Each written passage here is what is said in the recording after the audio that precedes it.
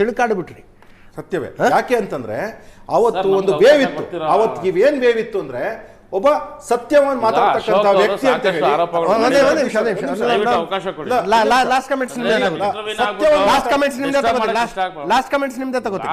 ಸತ್ಯವನ್ನು ಮಾತಾಡ್ತಕ್ಕಂಥ ವ್ಯಕ್ತಿ aunty corruption movement ಇಂದ ಬಂದಿದ್ದಾರೆ.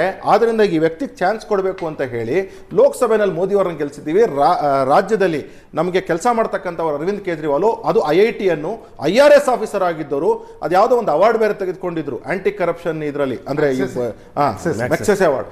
ಅದರಲ್ಲೂ ಸಹ ಇಂಥ ವ್ಯಕ್ತಿ ನಾವು ಗೆಲ್ಸ್ಬಿಟ್ರೆ ನಮ್ಗೇನೋ ಡೆಲ್ಲಿಗೆ ಆಗ್ಬಿಡುತ್ತೆ ಅಂತ. ಆದ್ರೆ ಜನಕ್ಕೆ ಅರ್ಥ ಆಯ್ತು ಈ ವ್ಯಕ್ತಿ ಬರೀ ಬುರುಡೆ ಬಿಡ್ತಾರೆ. 50,000 ಕೋಟಿ ಸ್ಕ್ಯಾಮ್ ಮಾಡಿ ಅವತ್ತು ಏನ್ ಹೇಳಿದ್ರು ಅಂತಂದ್ರೆ, ನಾನು ನನ್ನ ಫ್ರೆಂಡ್ ಒಬ್ರು ಡಿಸ್ಕಸ್ ಮಾಡ್ತಿದ್ವಿ 2 ವಾರದಿಂದ, ಏನಪ್ಪ ಈ ವ್ಯಕ್ತಿ ಹೇಳಿದ್ರು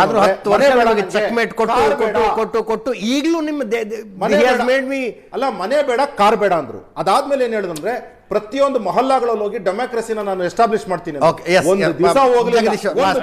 ಫೈನಲ್ ಕಮೆಂಟ್ಸ್ ಜಗದೀಶ್ ಅವರು. ಈಗ ನೋಡಿ ಸರ್, ಅಶೋಕ್ ಗೌಡ್ರು ಪಾಪ ಎಲೆಕ್ಷನ್ ಮುಗಿದೋಗ್ಬಿಟ್ಟಿದೆ, ಅವ್ರಿಗೆ ಹೇಳೋದಕ್ಕೆಲ್ಲ ಕಮೆಂಟ್ ಕೊಡೋದು ಅವಶ್ಯಕತೆ ಇಲ್ಲ. ಆದರೂ ರಾಜ್ಯದ ಜನ ನೋಡ್ತಾ ಇದ್ದಾರೆ ಅಂತ ಹೇಳ್ತೀನಿ. ಅವರೊಂದು ಮಾತು, ಅದಕ್ಕಿಂತ ಮುಂಚೆ ಪ್ರಶಾಂತ್ ನಾಥೂರ್ ಹೇಳಿದ್ರು ಇದು ಕೇಜ್ರಿವಾಲ್ ಅವರ ರೆಫರೆಂಡಮ್ ಅಂತ ಹೇಳೋದು ಸ್ಪಷ್ಟವಾಗಿದೆ. ಹೌದು, ಕೇಜ್ರಿವಾಲ್ ಅವರು ಇವತ್ತು ಏನು ಹೋರಾಟ ಮಾಡಿಕೊಂಡು ಬಂದರು. ಅಶೋಕ್ ಗೌಡ್ರೆ ಹೇಳಿದ್ರು, ಅವ್ರೇನು IRS ಆಫೀಸರ್ ಆಗಿದ್ದವರು, IITian ಆಗಿದ್ದವರು, ಒಂದು ಜಾಯಿಂಟ್ ಕಮಿಷನರ್ ಆಗಿದ್ದವರು ಇನ್ಕಮ್ ಟ್ಯಾಕ್ಸ್ ಡಿಪಾರ್ಟ್ಮೆಂಟಲ್ಲಿ. ಕರಪ್ಟನ್ ಏನಾಗಿದ್ದಿದ್ರೆ ಗಂಡ ಹೆಂಡತಿ ಇಬ್ಬರೂ ಅಲ್ಲೇ ಇರ್ಬೋದಾಗಿತ್ತು. ಅವ್ರೇನಕ್ಕೆ ಹೊರಗಡೆ ಬಂದು 2000ರಲ್ಲಿ ಪರಿವರ್ತನ್ ಅಂತ ಒಂದು ಸಂಘಟನೆ ಮಾಡ್ಕೊಂಡು ಸ್ಲಮ್ಮಿಂದ ದೆಹಲಿ ಸ್ಲಮ್ಮಲ್ಲೇ ಬಂದು ಕೆಲಸ ಮಾಡಿ 13 ವರ್ಷಗಳ ನಂತರ ಅವರು ಮುಖ್ಯಮಂತ್ರಿ ಆಗಿರೋದು. ಮೊನ್ನೆ ಮುಖ್ಯಮಂತ್ರಿ ಆಗಿಲ್ಲ, ಸಡನ್ ಆಗಿ ಏನು ಮುಖ್ಯಮಂತ್ರಿ ಆಗಿಲ್ಲ. ಅವ್ರದ್ದೇ ಆದ ಸಾಧನೆ ಇದೆ. ನೀವೊಬ್ಬರು ಪತ್ರಕರ್ತರಿದ್ರೆ, ಇವತ್ತು ನೀವು ರಾಜಕೀಯಕ್ಕೆ ಬಂದರೆ ಅರವಿಂದ್ ಕೇಜ್ರಿವಾಲ್ ಥರ ನೀವು ಸಾಧನೆ ಮಾಡ್ಬೋದು ಸರ್. ಅದೇ ಥರನೇ Manish Sisodia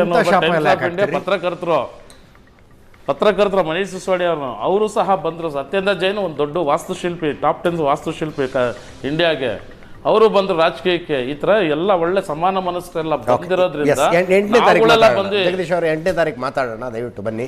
thank you so much 3 ಜನರಿಗೆ. Thank you Prashant. ಇದರೊಂದಿಗೆ ಇವತ್ತಿನ ಲೆಫ್ಟ್ ರೈಟ್ ಅಂಡ್ ಸೆಂಟರ್ ಮುಗಿಸ್ತಾ ಇದ್ದೀನಿ.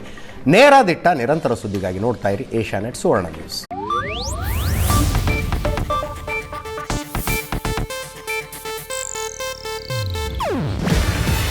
ಇದು ಏಷ್ಯಾನೆಟ್ ನ್ಯೂಸ್ ನೆಟ್ವರ್ಕ್ ಪ್ರಸ್ತುತಿ.